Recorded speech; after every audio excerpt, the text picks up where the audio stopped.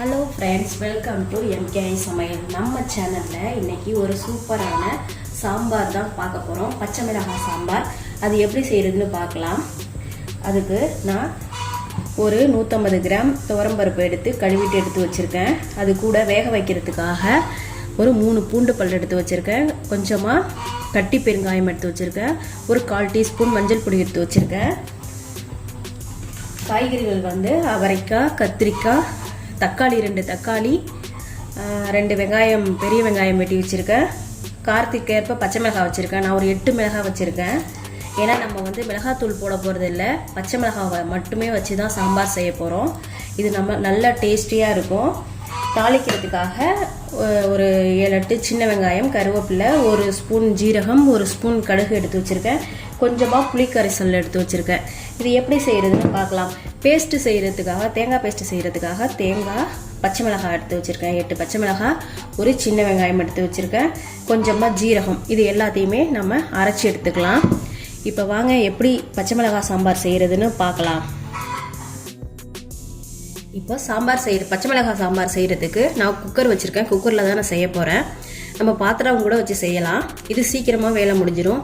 இதுக்கு நான் துவரம்பருப்பு, பூண்டு, பெருங்காயம், மஞ்சள் பொடி இது எல்லாத்தையும் குக்கரில் சேர்த்துக்கிறேன். இதுக்கு தேவையான நம்ம தண்ணியும் சேர்த்துக்கலாம். இது கூடவே இப்போ நான் குழம்புக்கு தேவையான தண்ணி வச்சிட்டேன். இது கூட நம்ம வெட்டி வச்சிருக்க தக்காளியை சேர்த்துக்கலாம்.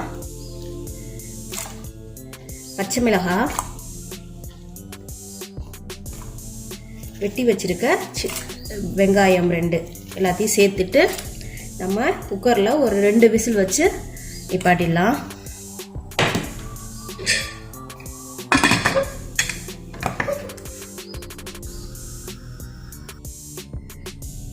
பாருங்க, பருப்பு 2 விசில் வந்துடுச்சு.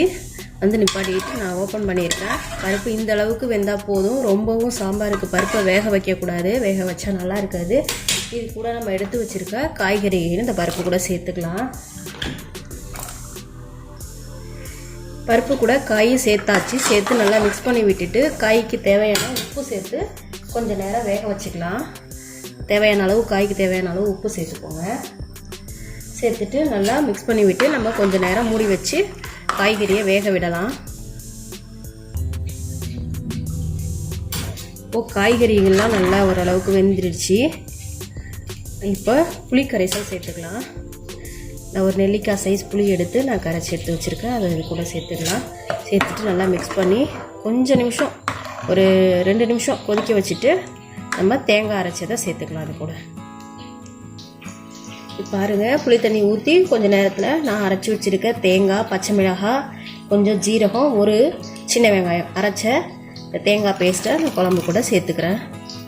சேர்த்துட்டு இது ரொம்ப கொதி வரக்கூடாது. தேங்காய் ஊற்றுனதுக்கப்புறம் கொஞ்சம் நேரம் அப்படியே வச்சுட்டு நம்ம அடுப்பை ஆஃப் பண்ணிவிட்டு நம்ம தாளிப்பு கொடுத்துக்கலாம். இப்போ சாம்பாருக்கு நம்ம ஒரு தாளிப்பு கொடுத்துக்கலாம். அதுக்கு ஒரு கடாய் வச்சுருக்கேன். கடாயில் ஒரு 2 ஸ்பூன் எண்ணெய் சேர்த்துக்கலாம். இப்போ எண்ணெய் ஹீட் ஆகிட்டு இதெல்லாம் எடுத்து வச்சுருக்க 1 ஸ்பூன் கடுகு சேர்த்துக்கலாம். 1 ஸ்பூன் ஜீரகம், எடுத்து வச்சுருக்க சின்ன வெங்காயம், கருவேப்பிலை, பட்டை மிளகாய்.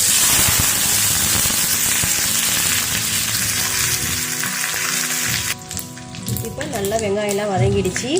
இப்போ இதில் நம்ம சாம்பாரை, பச்சை மிளகாய் சாம்பாரை சேர்த்துக்கலாம். இப்போ குழம்பை நம்ம தாளிச்சாச்சு. இது கூடவே நம்ம கொத்தமல்லி தலைகளையும் சேர்த்துக்கலாம். இதுக்கு மேலே நம்ம கொதிக்க வைக்க வேணாம், அப்படியே மூடி வச்சிடலாம். சூப்பரான பச்சை மிளகாய் சாம்பார் ரெடி ஆயிடுச்சு.